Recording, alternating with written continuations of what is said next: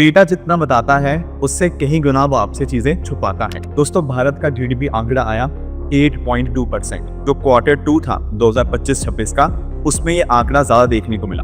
इसका कारण ये था कि भारत में मैन्युफैक्चरिंग और सर्विस सेक्टर में बहुत भारी ग्रोथ देखने को मिली। इसके लिए बहुत बड़ा रोल जीएसटी ने प्ले किया। तो भारत ने इस तरह से पिछले 6 महीने के अंदर सबसे ज्यादा जीडीपी ग्रोथ यहाँ पे अचीव करी है।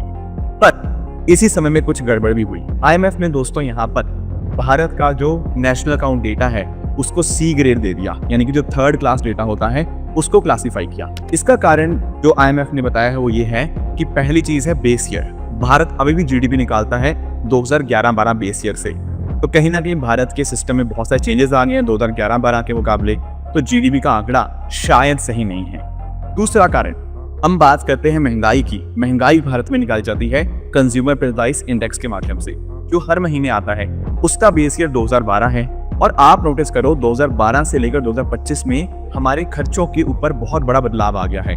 पहले जोमैटो, स्विगी, ओला, उबर, ओटीटी प्लेटफॉर्म्स, इनके ऊपर खर्चा ना के बराबर था, पर अब तो इनके ऊपर खर्चा होता है। तो महंगाई के अंदर हम इन चीजों को उतना नहीं कैप्चर कर पाते, तो हमारा जो डेटा आएगा वो थोड़ा गड़बड़ ही आएगा।